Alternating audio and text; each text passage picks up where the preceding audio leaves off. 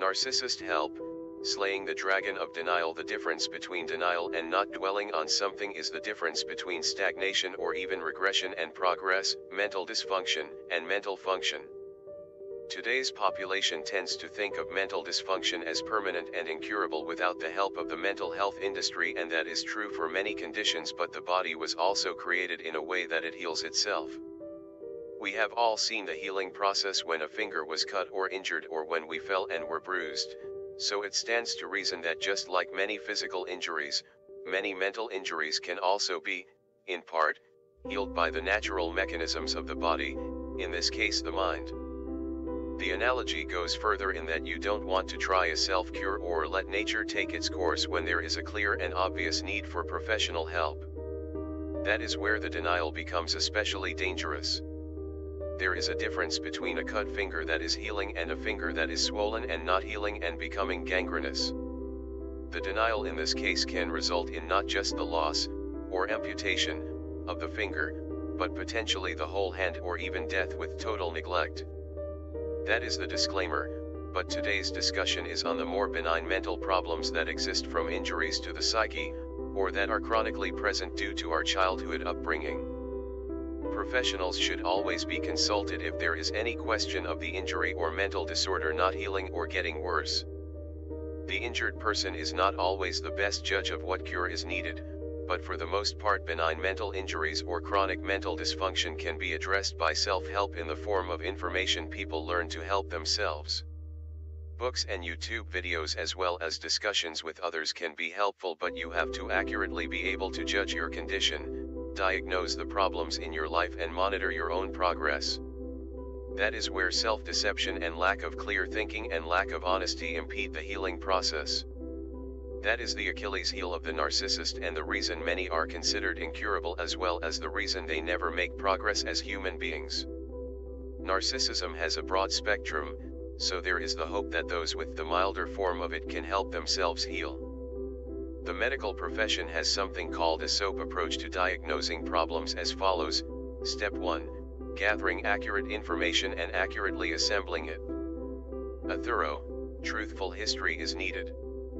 Accurate details, presented in as neutral a way as possible, not assigning blame or making one person the hero and the other the villain, need to be gathered. The key here is to be aware that the information obtained is often not the truth, either due to poor memory or denial or lack of awareness, subjective. Step 2. Sorting out, assembling, and organizing the information and assessing its importance as well as its truthfulness or accuracy, objective. Step 3.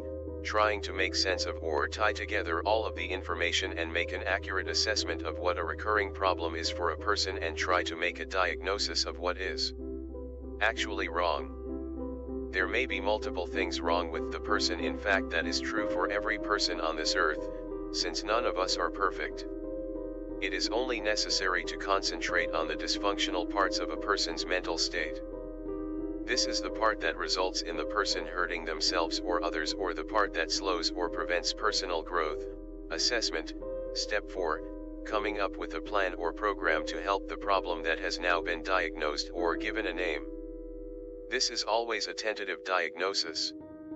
Plan. Step 5. Continually revising and revisiting steps 1 through 4 and always being willing to change your opinions and strategies with the observation of response to the treatment. How then, does this relate to the narc? It is in every one of the above steps that the narc's unique way of looking at things impedes or prevents any progress, so let's break them down.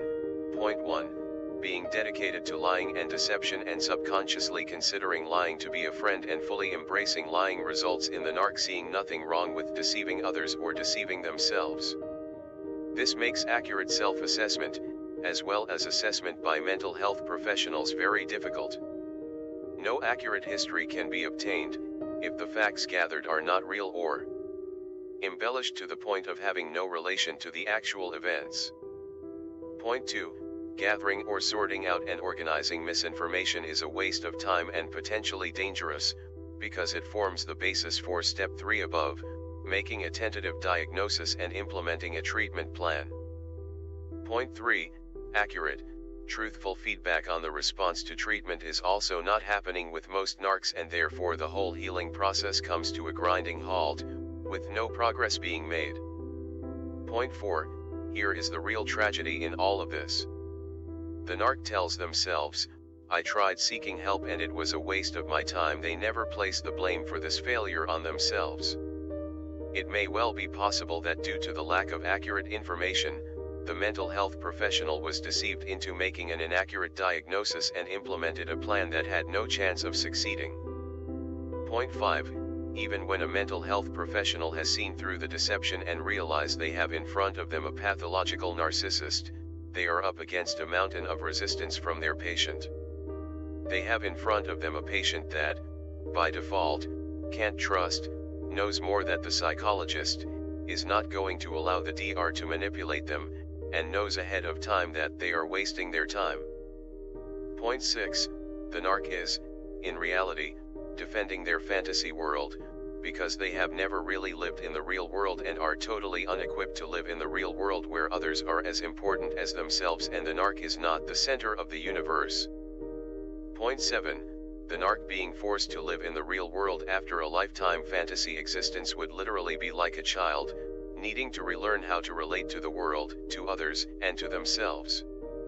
You can now understand totally why the narc is literally fighting for his or her life when someone confronts them with reality and tries to force it on them.